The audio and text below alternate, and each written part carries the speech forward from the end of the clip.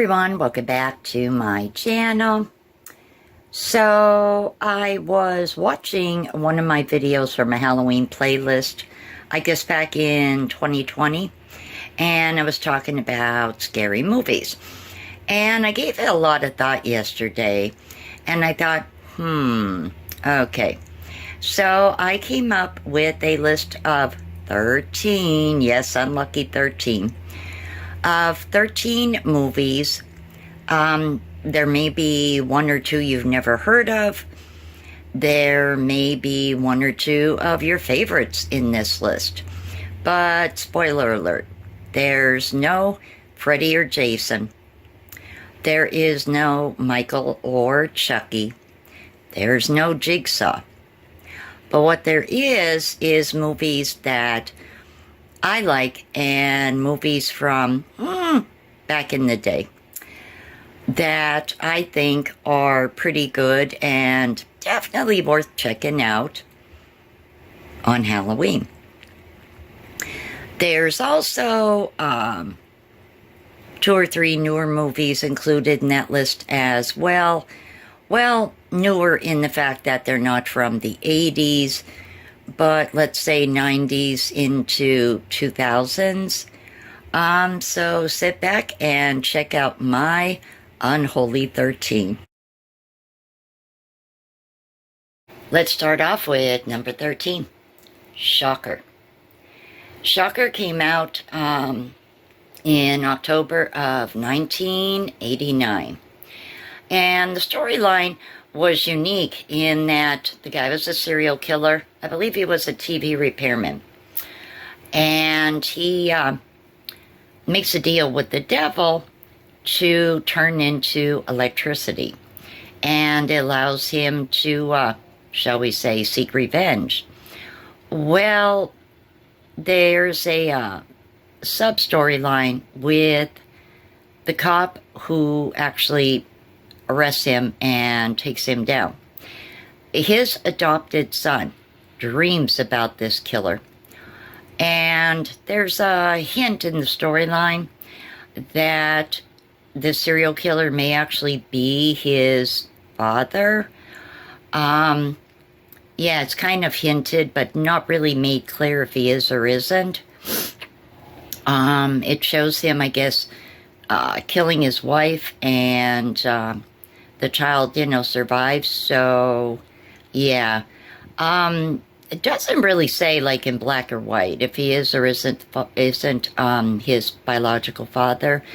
But it does make for an interesting storyline nonetheless.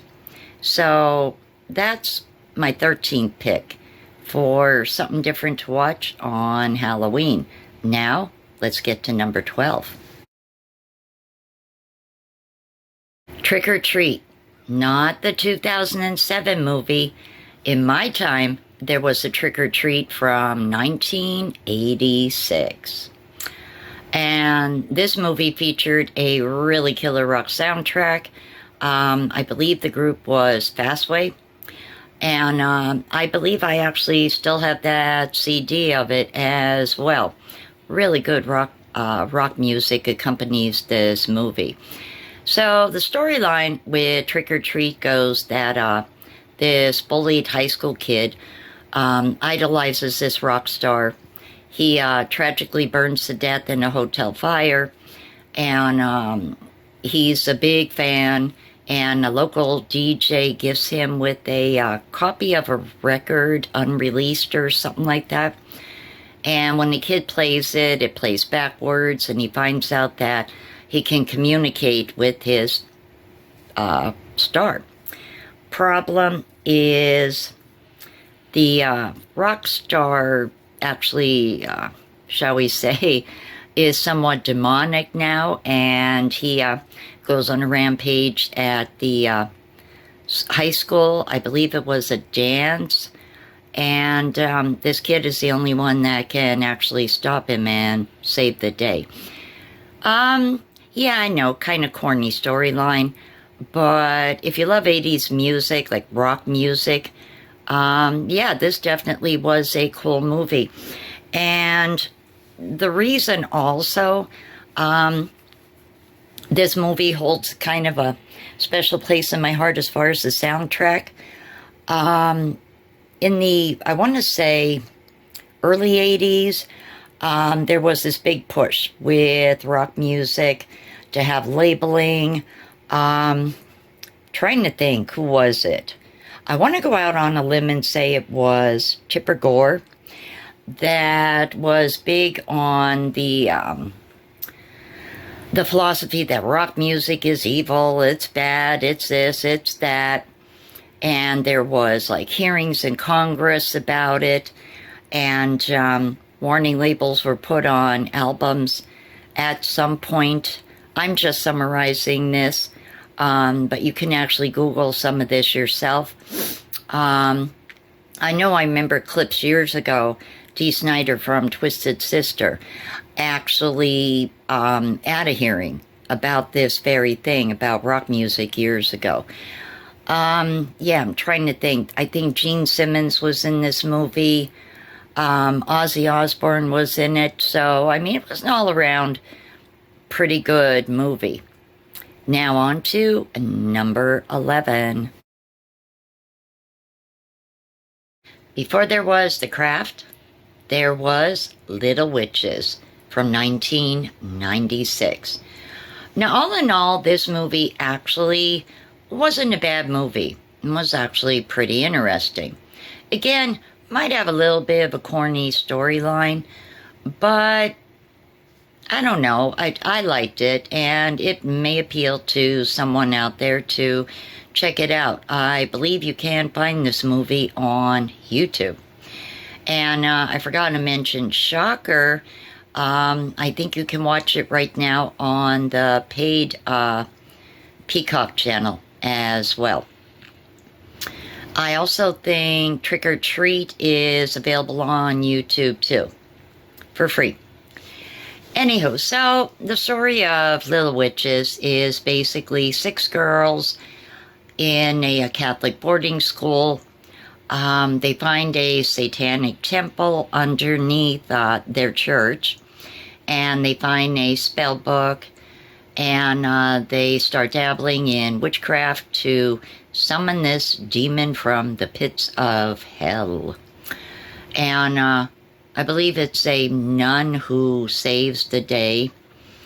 Yeah, like I said, seems corny, but I mean, the storyline was good in that, you know, it's not the first time that you hear of satanic things, you know, going on around a church or under a church.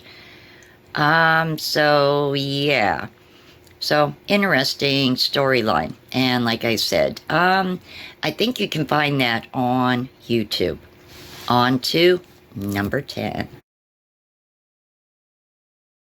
is Black Roses. And this movie was, again, centered kind of around the idea that rock music is evil. There's some good music in this movie. Again, it has a pretty good soundtrack. What it basically is a, I want to say, Midwestern town. Some band starts putting up posters. They're going to be coming, you know, to their town to play. And the kids gradually get under the influence of demons, because the band is actually demons. So yeah, you kind of notice this trend here that rock music was demonized. Yeah, unfortunately it was. And again, that was a push, honestly, because certain people went so far as to go to Congress and say that rock music was corrupting the souls of American youth. And it also had to do with playing records backwards and hearing satanic messages and stuff. Well, I remember I had the one Led Zeppelin album. They're saying that if you played it backwards, well, I don't know what kind of turntable they had, but mine did not play backwards. So, I don't know. Maybe certain ones did, I don't know. But I never got no darn satanic message off of listening to music, so I don't know. I think it was more or less just uppity, super religious people that, yeah, decided, rock music is going to corrupt our youth. Well, yeah, I'm sorry, but my generation grew up pretty darn fine, even with Ozzy Osbourne biting off the head of a bat. So, again, Black Roses, that is available on YouTube if you do want to check it out. On to number 9.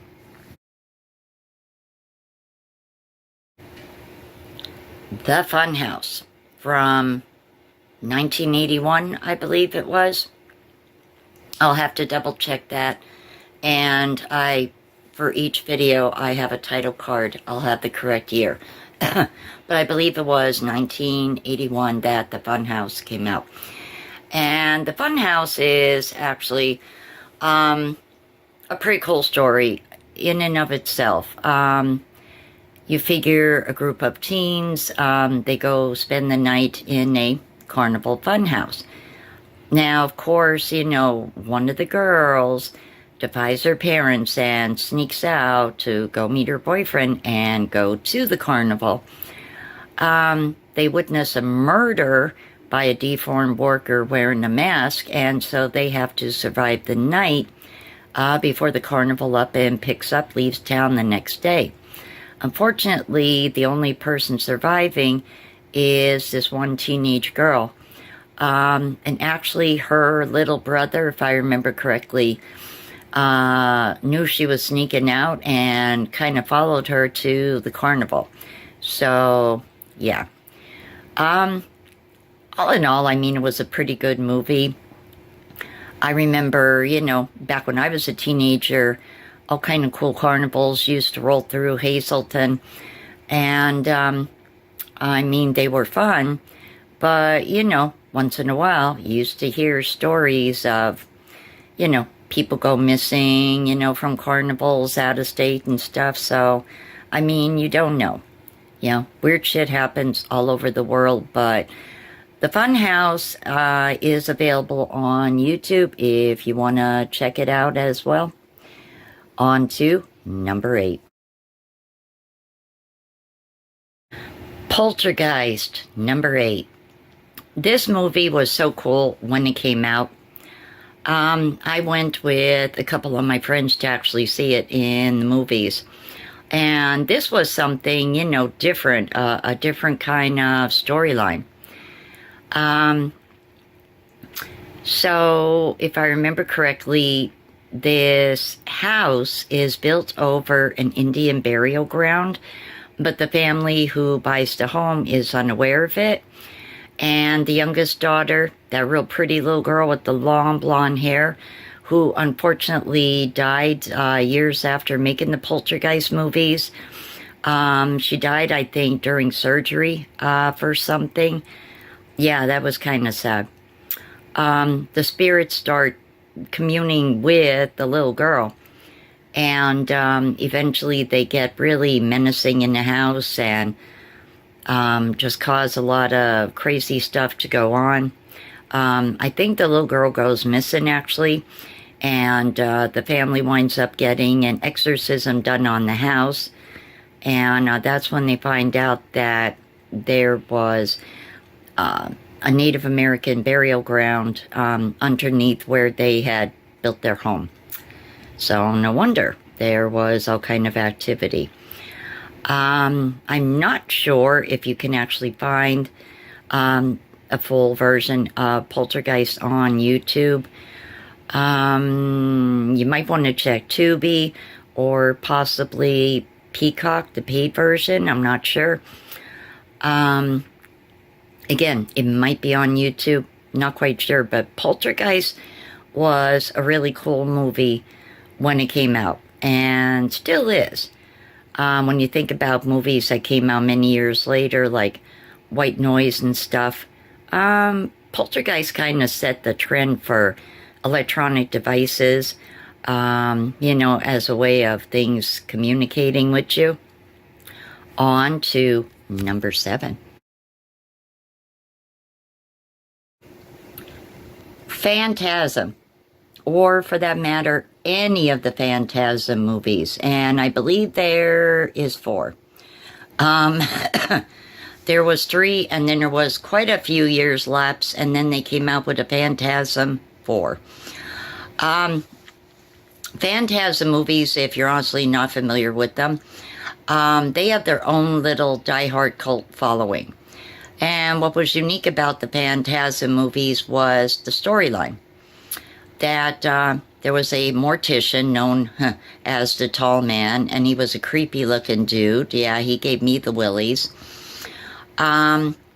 He basically takes the dead to his mortuary and turns them into misshapen zombies and sends them off to his dimension.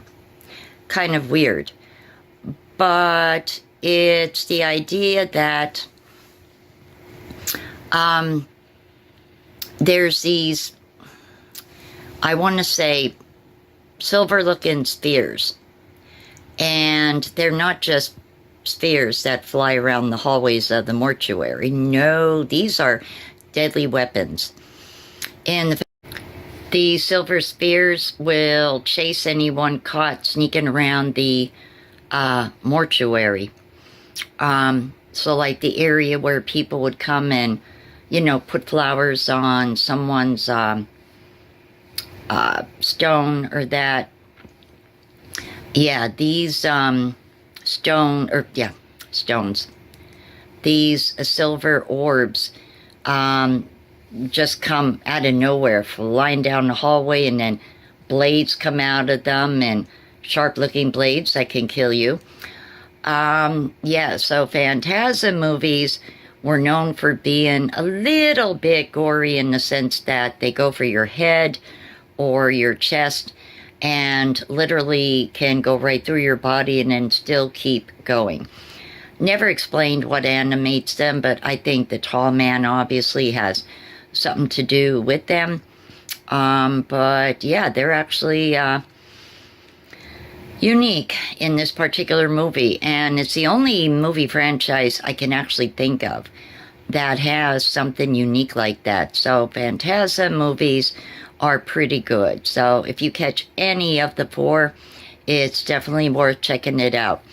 Now, you may be able to find some of them on YouTube. I don't know about all 4, but if you've never heard of them, like I said, the first one came out in 1979. It is really worth checking it out. It's just a different kind of horror movie. Number 6 is a newer movie from 2011, Twixt, Twixt.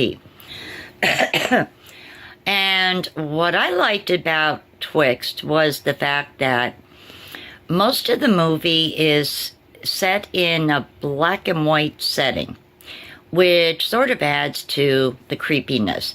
Val Kilmer is in it, and he plays a struggling alcoholic horror writer who visits a small town for a book signing and gets caught up in a murder mystery surrounding a young girl.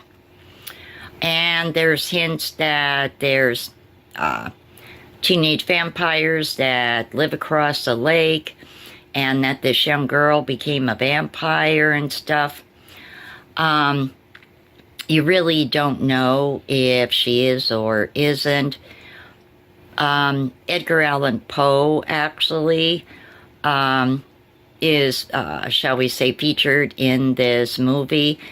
And like I said, the whole concept done in black and white is just pretty cool. There's ghosts, and yeah, it's a unique movie. I don't think it was a good movie for Val Kilmer per se. I don't think it did necessarily well for him, but I liked it. And I'm the type of person that the movies that don't get good reviews are the ones that I absolutely really, really like. Like Natural Born Killers, when it came out years ago, was bashed. And I love that crazy movie. I just thought it was different. So, yeah. I don't know. It's kind of cool. If you want to, look at it, watch it, all I could say is Google it and see where you may be able to find an online version to watch. But I thought it was a pretty decent movie, So check it out if you think you might like it. Number 5. B. Ginger Snaps. And I'm also going to throw in Ginger Snaps Back, the second movie as well. These are both actually pretty good movies. I thought a different type of storyline.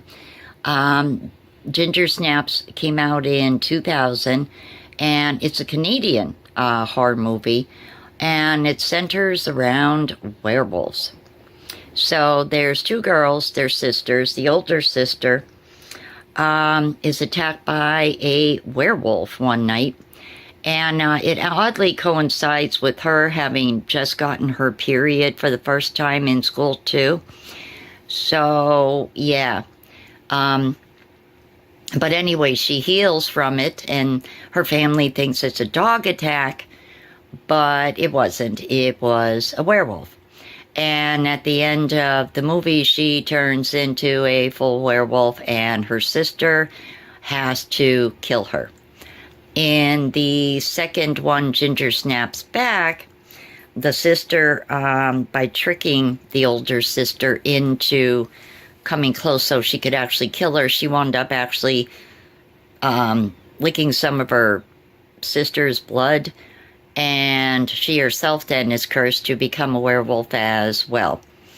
The second one, I know there is some good music in that soundtrack from a band called Helix, and I was big into them in the late 80s, early 90s. So yeah, these movies, even though they came out 2000 and after, there is some good Canadian bands have music in the soundtracks as well. You'd have to Google and see if these movies are available to watch. But if you get a chance, check out Ginger Snaps. It's a cool twist on a werewolf story. Queen of the Damned. I seen this movie about 4 times in the movie theater when it came out. I was ecstatically happy after Interview with the Vampire that another Anne Rice novel had been turned into a movie. And I'll tell you what, I could watch Queen of the Damned over and over and over. I absolutely love this movie. This is like one of my top 10 faves. And it has an amazing soundtrack as well, which I still listen to, incidentally, even after all these years. So this movie came out in 2002, and I much preferred Stuart Townsend as Lestat over Tom Cruise. I'm sorry, but Tom Cruise just... Interview with the Vampire was a good movie. And I watched it more so for Christian Slater, because I'm a big Christian Slater fan. I like Tom Cruise in action movies, but as a vampire, nah. Now, Stuart Townsend just to me was a perfect Lestat, a sexy rock star vampire. Aaliyah, was absolutely amazing in that movie. And like I said, the music is so good too. Definitely a fantastic movie that I do not get tired of watching.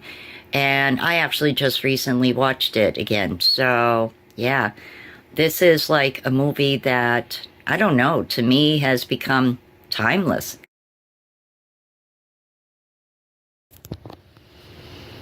The Lost Boys. Oh my God, I love this movie. This movie is another one that for me is just timeless. Absolutely, absolutely love this movie.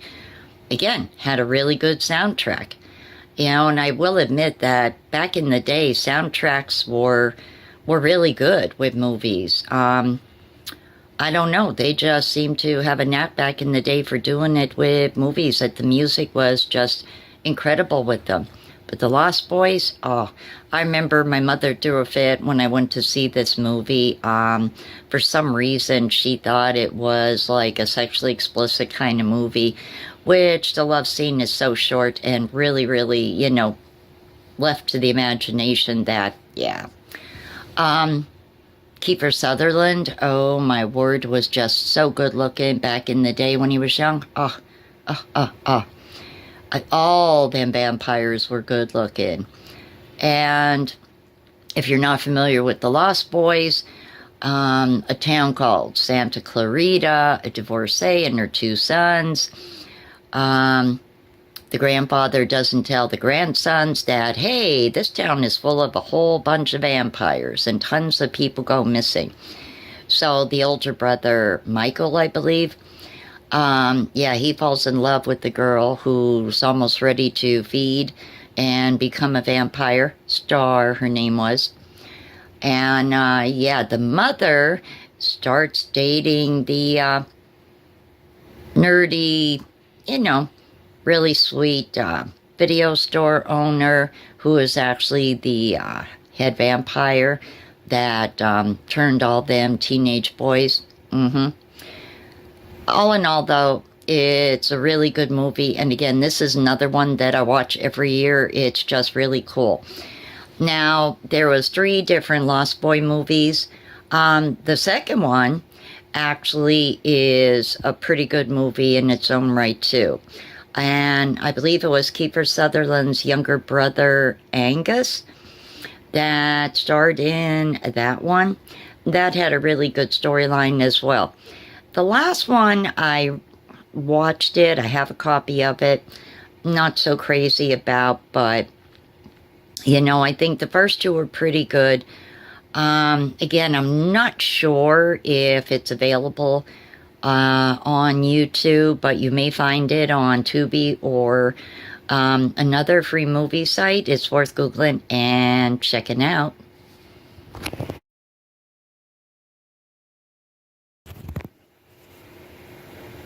Number 2, Dracula 2000.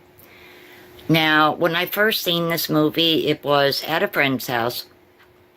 And what impressed me with this movie, not just that, you know, there's the character Van Helsing in it, of course, and all, but the storyline actually behind this particular Dracula movie was kind of unique. That Van Helsing is actually taking blood from Dracula to stay alive, even though he's an old man. And thieves apparently break into the crypt and wind up releasing him. Where the storyline becomes interesting, though, is that the origin story of Dracula is unique. In this version of Dracula, it kind of goes along the lines that Judas Iscariot, who betrayed Jesus for pieces of silver, that he hung himself, and as his curse, I guess, punishment from God for betraying Jesus, he becomes a creature of the night. Now, that was unique in that I've never seen a Dracula movie that explained Dracula's origins like that. And so I thought that was actually pretty cool. Gerard Butler's in this movie, and I absolutely love Gerard Butler. I loved him in the Phantom of the Opera.